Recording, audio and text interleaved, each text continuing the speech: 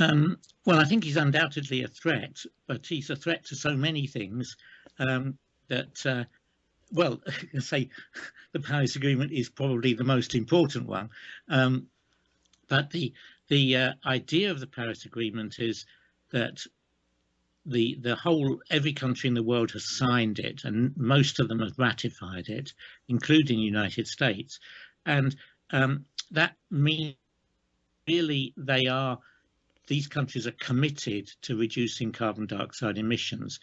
The amounts by which they are going to reduce it, unfortunately, are not kind of set in stone, but they define it themselves. So some countries like China have said, well, they're not going to start reducing their emissions until 2030. So their emissions will continue to rise, and then they'll start dropping, which is not, they've been kind of congratulated on that, but I don't see why they should be, because I think that's another 14 years of rising carbon dioxide emissions by the world's biggest emitter.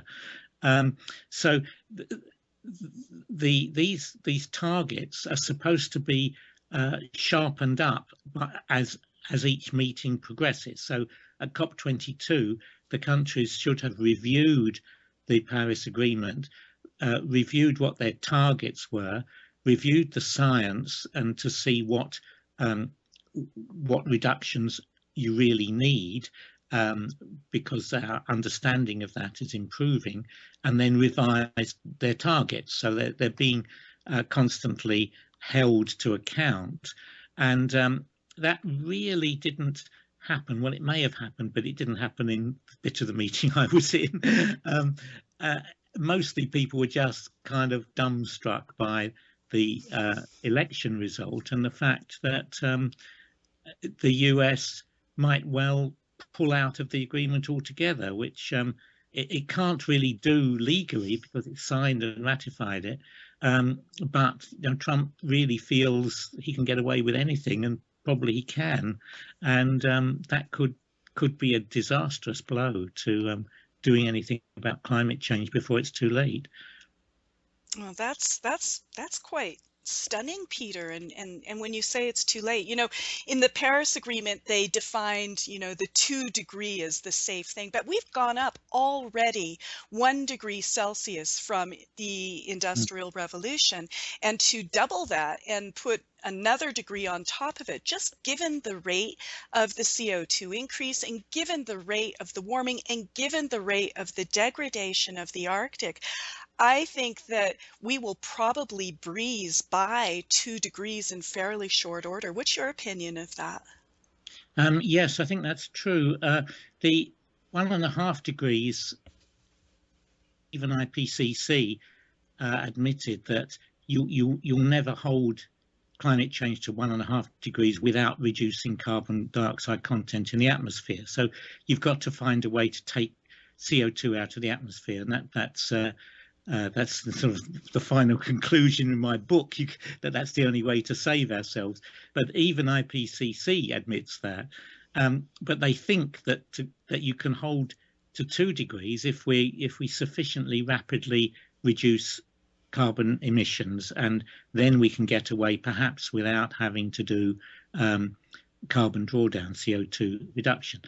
But I don't think that's the case, because first of all, the reductions in CO2 emissions are simply not going to happen as fast as anybody says they will, because everybody says, yes, we must do it. But when you consider how drastically you would have to change the whole nature of society in order to do it, nobody's willing to do that. They will the end, but they don't will the means. And that's especially true of politicians. They'd like to achieve this end of having low emissions, but if that means you can't drive an SUV anymore, then they don't want to know. They don't want to lose votes. So you've got everybody living in the West anyway, living in huge cities with vast motorway networks connecting the various parts, and everybody having to drive everywhere to do anything, and fly everywhere. And you can't easily reduce that. Everybody wants a better life. What they mean is everybody wants a richer life, which means they want more things, and you have to make those things out of other stuff like oil residues to make plastic things. And so with an increasing population all wanting more things, you can't do that and have a low emission and a stable world. So you're never going to achieve it, and if the politicians say they're going to achieve carbon reductions of a given amount, they're really not. And it's not that they're being deliberately deceiving, they're just not aware, they're not willing to think of what will be involved to do it. So they hope it kind of goes away. And so the thing is, the 2 degrees, I don't think we can get to without big reductions in carbon dioxide content in the air, not just emissions, but how much is there and getting rid of it.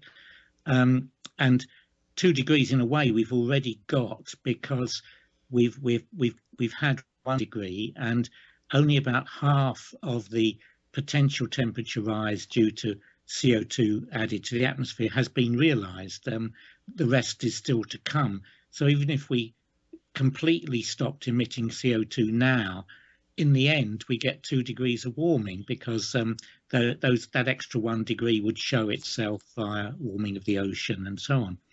So we really have to go for CO2 removal from the atmosphere now. We have to start doing it now if we're going to stay below 2 degrees.